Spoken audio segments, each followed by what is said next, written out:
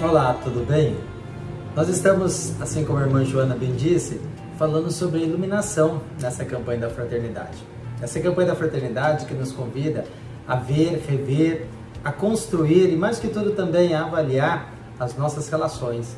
Como que está a sua amizade? Mas não só a amizade nessa relação em que a gente chama desse amor-filia, desse amor daquele companheiro, daquela companheira, aquele que nos está em um momento de alegria, de festa, mas é também a amizade social, nossa relação com os outros. Essa campanha da fraternidade, ela traz também um pouco mais desse chamado. E nessa iluminação, o trecho que a gente ouviu, tirado da palavra do Senhor, do Evangelho, nos faz um alerta sobre a instrumentalização da fé, especialmente a partir das situações pessoais. Quando a gente vê ali que Jesus indica a presença dos fariseus, adornados, colocando também a sua dimensão, a sua vida, assim, aos olhos das pessoas, mas também com destaque da falsidade que Jesus denuncia. Porque eles mantêm-se distante da fé, eles não estão ligados à fé. Embora estejam trajando roupas, caracteres que remetam à fé, que ligam à fé. Os escribas e fariseus estão sentados, como Jesus diz, e aí tem um alerta interessante, porque na construção do Evangelho, nessa iluminação, que a própria campanha da fraternidade nos convida também a iluminar o cotidiano da nossa vida, parece que as pessoas, para quem aqueles estão, os escribas, os fariseus, estão na liderança religiosa, não estão sentados ao redor. O banquete é para eles.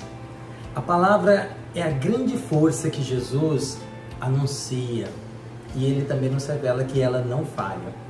A palavra de Deus não tem a menor ação maligna nesse processo denunciado. As ações que ele destaca, na verdade, de crítica, de destaque, é dirigida aos mestres, aqueles que, de certo modo, também media que a palavra encontre as pessoas. E não está só falando de uma maneira ligada, se a gente interpretasse hoje, na atualidade, com o sacerdote, com os ministros da palavra, não. Está ligada muitas vezes a cada um de nós também, que tem a missão de viver e nutrir-se da palavra. E aí, voltando ou percebendo essa dimensão da palavra, a gente poderia perguntar assim, como que isso acontece? Quando deturpamos a lei. Quando a lei serve para indicar apenas a dor, indicar o pecado, mas ela não acolhe.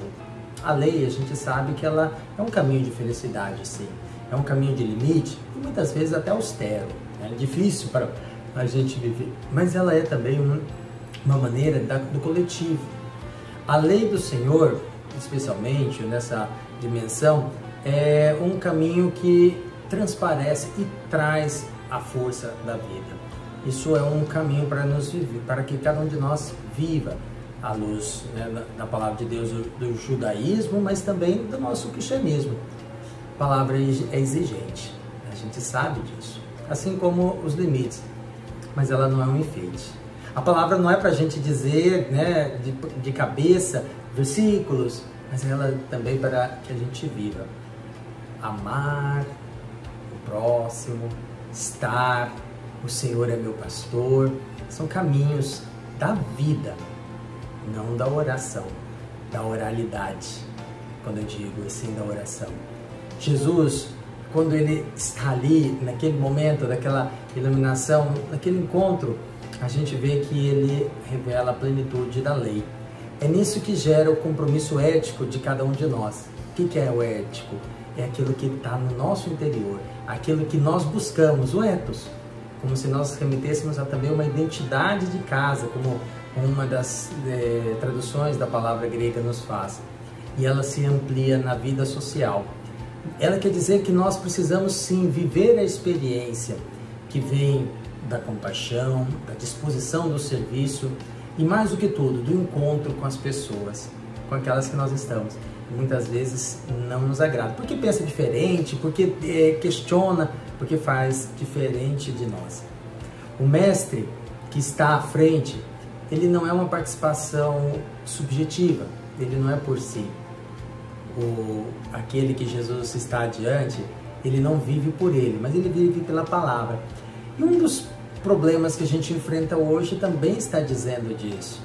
E não está falando simplesmente do clericalismo, não dos sacerdotes, mas estamos falando daquelas pessoas que nutrem para si a sua vida, nutrem para si a força da palavra. Todos nós somos iguais na nossa igreja, somos filhas e filhos do Pai. E talvez essa é a maior dimensão para cada um de nós. Nós estamos ligados a uma família, nós temos uma unidade familiar, um conjunto que nos remete, que nos coloca nesse encontro de irmãos. Por falar em irmãos e irmãs, temos algumas palavras interessantes também que nos ligam.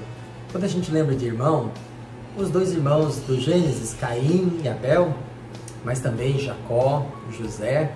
Quando a gente vê esses dois elementos da união fraterna, que é rompida pelo subjetivo, que é colocada na primazia de um quer fazer a inveja.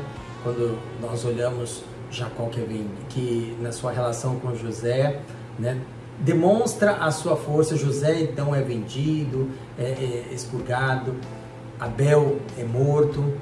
Quando a gente vê esses dois irmãos, esses fatos, nós podemos também refletir sobre o aspecto da família. Deus é quem encontra esses irmãos perdidos. E é esse o chamado para a nossa campanha da fraternidade, encontrar-nos também. Porque nenhum desses irmãos vão ao encontro daquele. É óbvio que a morte de Abel não teria como ele encontrar. Os irmãos não vão atrás de José tão somente, é Deus que os encontra. E a gente pode também perceber um outro trecho muito famoso, muito forte, em que também dessa adesão de relação se faz importante. Ruth e Noemi, cuja relação passa pelos elementos culturais, ultrapassa a ética. Podemos também lembrar de Paulo, um presidiário, preso, está ali cumprindo a pena e encontra Onésimo, um escravo. Também Paulo que encontra Filémon. E dentro dessas dimensões, quando a gente percebe o convite para vivermos a amizade social, bendita já pelo Papa Bento XVI e antes também por São João Paulo II e atualmente por Francisco, é um processo que nos convida a subverter a lógica, a mudar o aspecto da nossa cultura e da nossa realidade.